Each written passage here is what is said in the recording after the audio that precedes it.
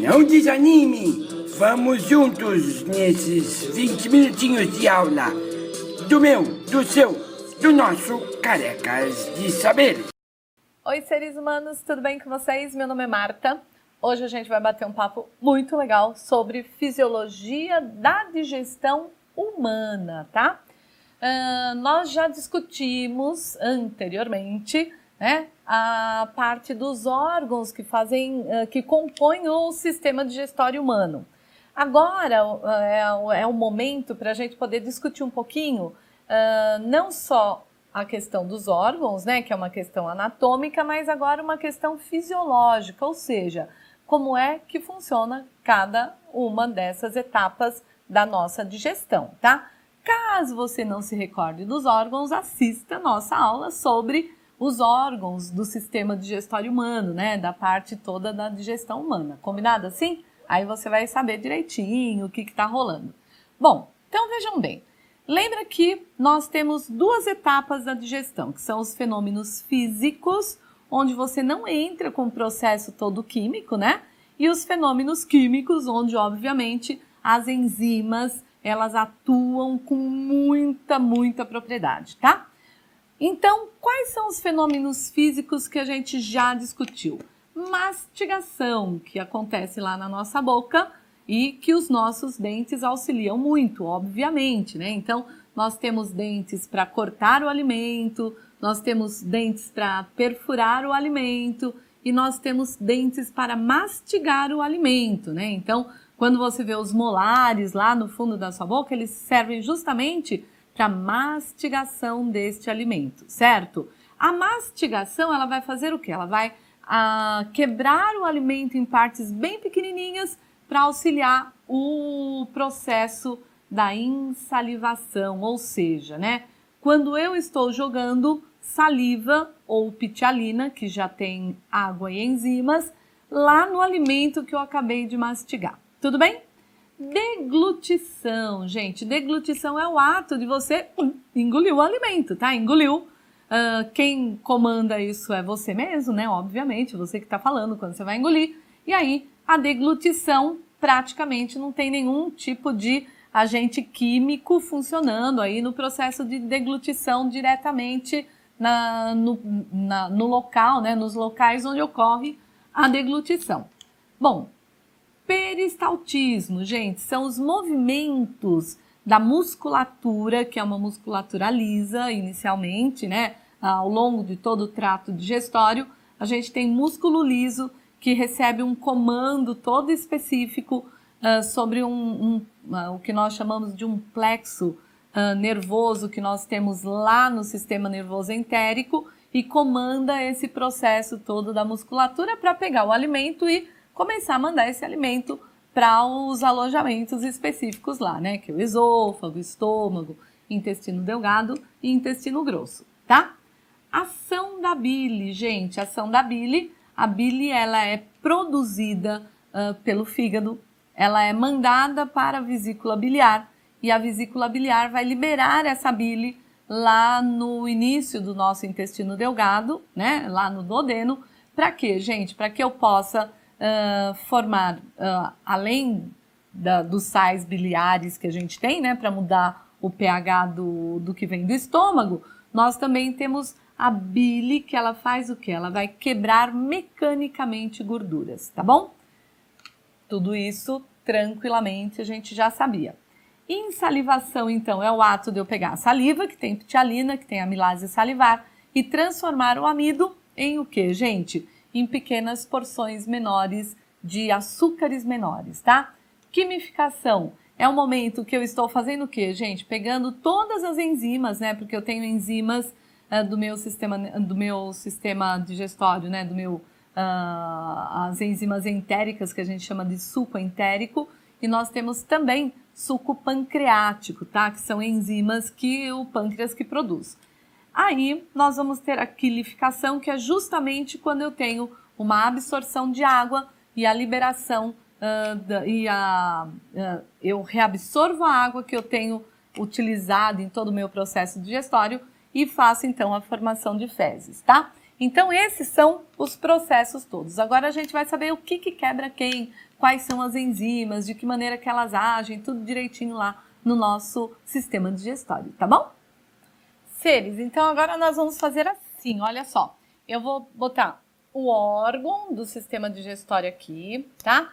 Qual é o alimento que é digerido nesse órgão, certo? Qual é a enzima que age sobre esse alimento e qual é o produto depois dessa enzima agindo sobre o alimento, tudo bem? Então vamos lá. Nós sabemos que nós temos aqui bonitinho nossa boca, tá? Na boca, além do dente, da língua, aquela coiseira toda, nós temos quem aqui? Nós temos as glândulas salivares, né? Então, as glândulas salivares, elas produzem pitialina, certo? Então, essa pitialina é produzida pelas glândulas salivares, certo? Que nós temos aquelas, né? Parótidas, sublinguais e submandibulares, tá? Essas glândulas salivares produzem pitialina.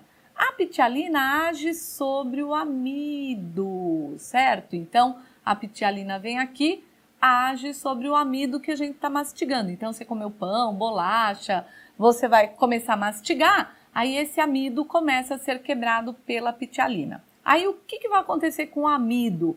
Ele é transformado num carboidrato menorzinho, né? Então, por exemplo, na maltose, que é o que, gente? Que é um oligosacarídeo, né? Então, lembrando que o oligo ou disacarídeo é quando eu tenho o que, gente? A junção de 2 monossacarídeos. Então, olha que legal, lá na boca eu tenho glândulas salivares que produzem pitialina. Essa pitialina age sobre o amido e quebra o amido em maltose, tá bom? Aí essa maltose é que vai lá para o nosso intestino para sofrer a ação de outras substâncias, tá?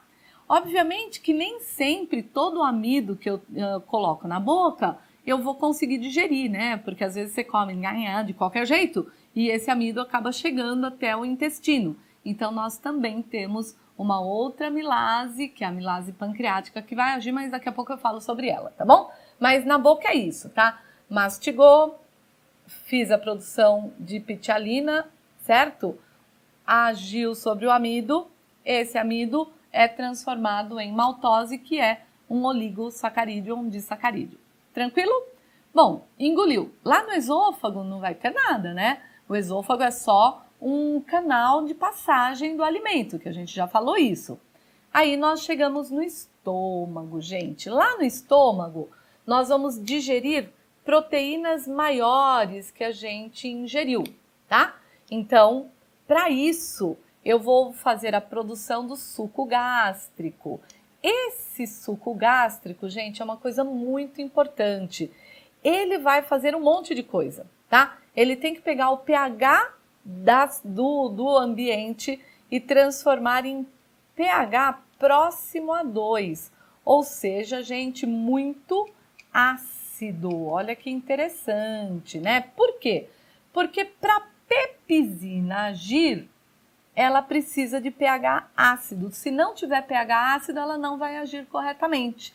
E aí, o que vai acontecer no estômago, gente? No estômago, nós temos glândulas na parede do nosso estômago que elas fazem a produção desse ácido clorídrico, né? Que faz o quê, gente? Que baixa o pH de todo aquele bolo alimentar ao pH 2. Aí, tendo pH 2, o que vai acontecer? Eu vou fazer a produção de pepsina.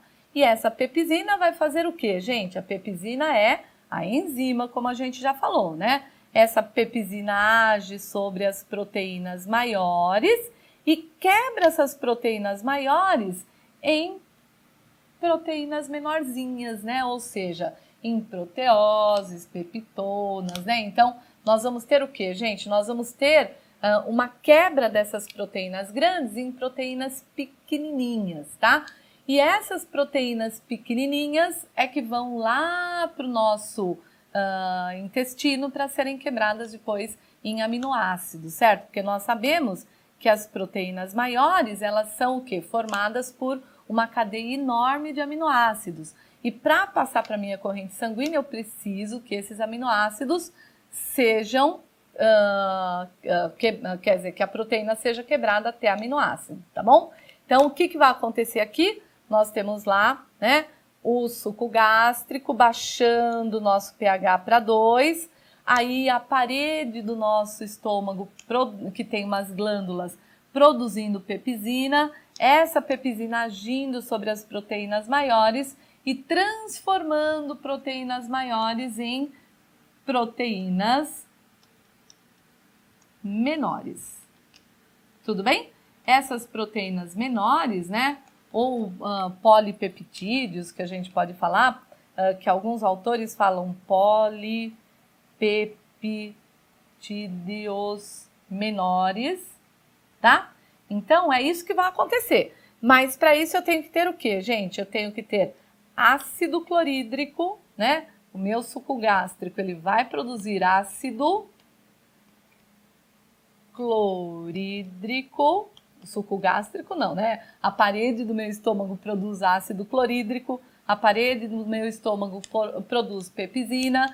Tudo isso faz com que essas proteínas menores sejam proteínas maiores sejam quebradas em proteínas menores, tá bom? Quando o estômago baixa lá, né, para um pH 2, o que acontece? Eu não tenho mais digestão do amido, né? Porque cessa a digestão do amido quando eu tenho o pH muito baixinho, tá? Então, fica o tempo necessário lá no estômago para quê? Para que as proteínas que eu ingeri sejam quebradas em proteínas pequenininhas para que tudo isso possa ser mandado para o intestino, tá? Então, imaginem, eu não posso sair com aquele bolo alimentar com pH 2 e ir embora para o intestino, porque o intestino, ele não tem uma forma de proteção da sua parede para aguentar um pH 2, que é muito ácido. Então, rapidamente, quando aquele bolo alimentar ele sai do estômago em direção ao intestino delgado, o que vai acontecer? Os sais biliares, eles são jogados rapidamente, né, nessa mistura toda aí, que a gente chama de quilo, né, que é a quilificação, e aí a quimificação, desculpa, o quimo, né, então aqui nós vamos formar o que a gente chama de quimo, tá, que é justamente o momento que essas enzimas estão agindo. Então, o que vai acontecer? Os sais biliares agem sobre essa mistura toda, elevando o pH rapidamente, que eu não posso sair do estômago com pH 2 e continuar com esse pH 2 lá para o meu intestino, senão eu vou acabar com a parede do meu intestino, tá? Então, entenderam como é que é? Órgão, o alimento, né? O alimento que a gente vai digerir aqui, tá? A enzima produzida por quem, né? Então, pitialina, glândula salivar, pepsina, nós temos as glândulas do estômago, tá? E esse alimento é transformado em quê, gente? No produto que seria aqueles elementos menores que você consegue, então, mandar para o intestino delgado. O importante aqui é que vocês saibam assim, que lá no meu estômago, quando eu baixei o pH, era para que essa pepsina pudesse agir sobre as proteínas maiores. E aí, quando sai do estômago, eu tenho que aumentar o pH rapidamente para eu poder fazer com que as outras enzimas entrem em ação, tá bom? Agora vamos dar uma olhadinha lá no intestino delgado, intestino grosso, o que vai acontecer, beleza? Seres, agora nós vamos falar do intestino delgado, tá? Lembrando assim que o intestino delgado, ele tem a primeira porção que é o duodeno, logo que sai do estômago, o jejuno e o íleo, tá? Na realidade, a maior parte do processo digestório todo vai acontecer aqui no duodeno e parte no jejuno. O íleo, que já é uma porção mais afastada, mais próxima do intestino grosso, ele vai se encarregar de fazer o quê, gente? De iniciar o processo de reabsorção de água desse bolo alimentar todo, desse quimo que a gente fala, tá? Bom, lá no duodeno são jogados o quê, gente? No duodeno, o fígado e pâncreas vão jogar o quê? A bile, né? Pra quê, gente? Como eu falei para vocês, para rapidamente aumentar o pH daquele material todo, vai ser jogado também o suco pancreático, que será jogado diretamente aqui, e será jogado também um suco que nós chamamos de suco entérico. Esse suco entérico, ele é produzido pela própria parede do intestino, tá? Então, eu vou falar primeiro do suco pancreático, que tem muitas enzimas aqui no nosso suco pancreático, certo? Então, olhem só. Que alimentos a tripsina vai quebrar? Tripsina quebra o quê, gente? Tripsina vai quebrar, obviamente, proteínas menores. Aquelas proteínas que não foram quebradas lá no intestino. Essa tripsina vai agir sobre as proteínas e vai ter como produto o que, gente? Os aminoácidos, certo? Eu tenho que pensar sempre isso, né? Então, a tripsina, que é uma enzima do suco pancreático, ela age sobre aquelas proteínas menores que vieram do estômago, já num pH 7,5, 8, e essa tripsina vai transformar aquelas proteínas menores em aminoácidos. Aí sim, estes aminoácidos conseguem ser absorvidos pela parede do meu intestino, tá bom? Amilase pancreática, já que a gente está falando de suco pancreático, a amilase pancreática age sobre quem, gente? Obviamente que age sobre o amido que não foi quebrado lá na nossa boca, tá? E aí vai transformar esse amido em quê, gente? Também em maltose, certo? Lembrando que maltose é o quê, gente? É um disacarídeo, tá? Ou um oligosacarídeo, que é aquele carboidrato menorzinho, tá? Aí, obviamente, que eu vou ter que ter alguém agindo sobre a maltose para eu poder fazer a absorção da glicose, beleza? Lipase pancreática, gente, age sobre quem? Age sobre os lipídios. Gente, lembrando que os lipídios, eles já foram quebrados mecanicamente pela ação da bile, tá? Essa lipase pancreática vai transformar lipídios em quem? Vai transformar lipídios em glicerol mais ácidos graxos, tá? E aí, essas moléculas aqui vão conseguir passar para a minha corrente sanguínea, tá bom? Nucleases, gente, agem sobre quem? Sobre os ácidos nucleicos, obviamente, né? Porque quando você come qualquer organismo, você está comendo a célula, você vai ingerir também o ácido nucleico dele. Essas nucleases, gente, vão transformar os ácidos nucleicos em quê? Vão transformar os ácidos nucleicos em... lembra do que eles eram formados? De bases nitrogenadas, né? Então, vão transformar isso daqui em bases nitrogenadas. Que mais? Vão transformar isso daqui em fosfato, tá? Pra quê, gente? Eu tô quebrando aquele ácido nucleico em partes menores dele, ou mesmo posso transformar até num nucleotídeo, tá bom? E diversas peptidases para agir sobre proteínas menores, tá? Para transformar essas proteínas menores em aminoácidos. Entenderam, então, o que está acontecendo aqui? Eu tenho, né, o meu suco pancreático agindo com todas essas enzimas aqui, agindo sobre um alimento específico e transformando esse alimento em moléculas menores para que eu possa automaticamente absorver, tá? Então, a tripsina, vamos até, né, fazer isso daqui, ela age sobre proteínas menores. Tudo bem, gente? Proteínas menores, tripsina transforma em aminoácido. Tranquilo? E aí, o que acontece, gente? Você sempre tem que pensar assim, ó. Bile tem ação mecânica, né? Os sais biliares é que vão ter ação química quando eleva o pH. Tranquilo? Vamos dar uma olhadinha agora o que nós temos no suco entérico. Olha que lá no intestino a gente tem muita coisa, hein? Suco pancreático, suco entérico, bile, né? São muitas coisas agindo sobre o intestino delgado, tá? Vamos dar uma olhadinha agora quais são os elementos que compõem esse nosso suco entérico. Beleza? Seres, então olhem só. Continuando ainda no intestino delgado, né? A gente tem o suco entérico. Esse suco entérico, ele é produzido pelas glândulas que nós temos na parede do nosso intestino delgado, tá? O intestino delgado, gente, é muito legal, né? Ele é um tubo, como a gente já falou, tá? Esse tubo, gente, ele tem uma série de vilosidades, que são essas voltinhas que eu tô desenhando aqui, tá?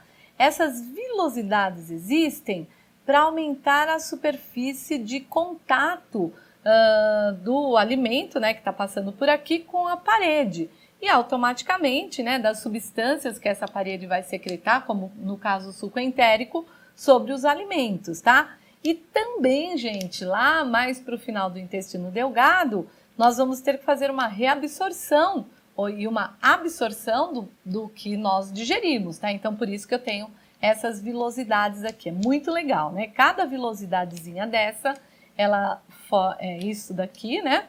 Aí ela tem uma série de células aqui, que são células que vão ou fazer a absorção dos nutrientes, né? Ou eliminar substâncias para ajudar no processo da digestão, tá? O suco entérico vai ser produzido por glândulas que estão aqui, né, no nosso intestino delgado e que produzem esse material. O que eu tenho no suco entérico? Eu tenho maltase, sacarase, galactase. São todas o que, gente? Que vão quebrar quem? Qual é o alimento que a maltase quebra? Ela vai quebrar a maltose, né? A maltose, lembra? Veio da quebra do amido. Aí a maltase quebra a maltose em que, gente?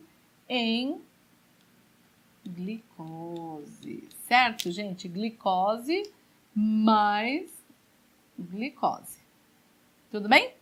Sacarase, gente, vai agir sobre a sacarose, né? E aí a sacarose é quebrada em que, gente? Em glicose mais o que, gente? Nós temos os açúcares, né? Que são de onde, gente? De frutas, aquela coisa toda. Frutose. Tudo bem? Lactase age sobre a lactose. A lactose será quebrada em que, gente? Em glicose mais galactose. Beleza? Então, isso tudo aqui é açúcar, né? Eu venho lá de uns açúcares maiores, vou chegando até açúcares menorzinhos e eu vou quebrar até o quê, gente? Até monossacarídeos.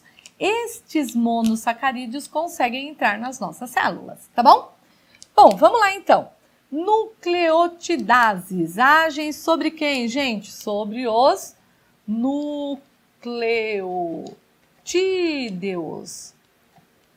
Esses nucleotídeos que estavam lá nos ácidos nucleicos, tá? Transformam esses nucleotídeos em que, gente? Em pentose. Que mais? Em uma base nitrogenada. E o que mais? E o fosfato. Gente, tudo isso é produzido, é o que, gente? Pentose, base nitrogenada e fosfato é o jeitão do nucleotídeo, tá?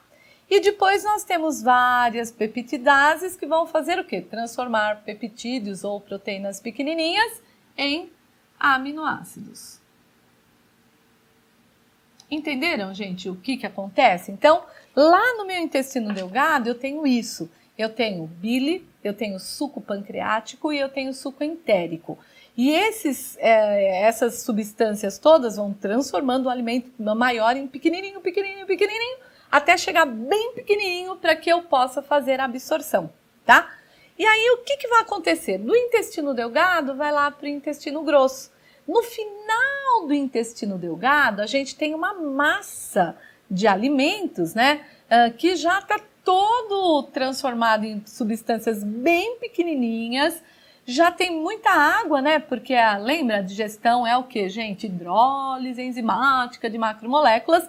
Então eu tenho muita água, eu tenho é uma massa mesmo que a gente vai chamar de quilo agora, né? Com esses alimentos todos muito quebradinhos. Aí começa a fazer toda a absorção do que a gente digeriu. E aí nós vamos mandar essas coisas todas para onde, gente? Eu digeri aquilo que eu precisava, o que eu não precisava eu começo a mandar para o intestino delgado, para o intestino grosso, desculpa. Então mandou para o intestino grosso, o que vai para o intestino grosso?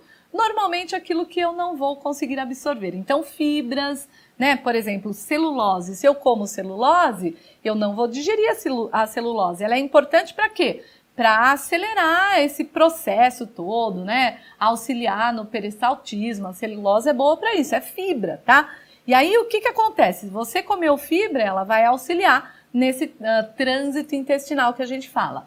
Aí o que acontece, gente? Chegou lá no intestino grosso, o que eu tenho que fazer? Eu começo com muitas bactérias agindo sobre, né, esses alimentos, eu começo a ter a reabsorção de água agora e transformo tudo isso nas minhas fezes, tá? E aí o que vai acontecer? Essas fezes, por movimentos peristálticos, elas serão enviadas até o reto e do reto vai embora para o ânus. Ai, que legal! Entenderam, gente, como é que é o processo todo? Então, hoje foi só a parte da fisiologia, de como é que se processa tudo isso dentro do nosso corpinho, tá? Então, dicas aqui para a saúde, né?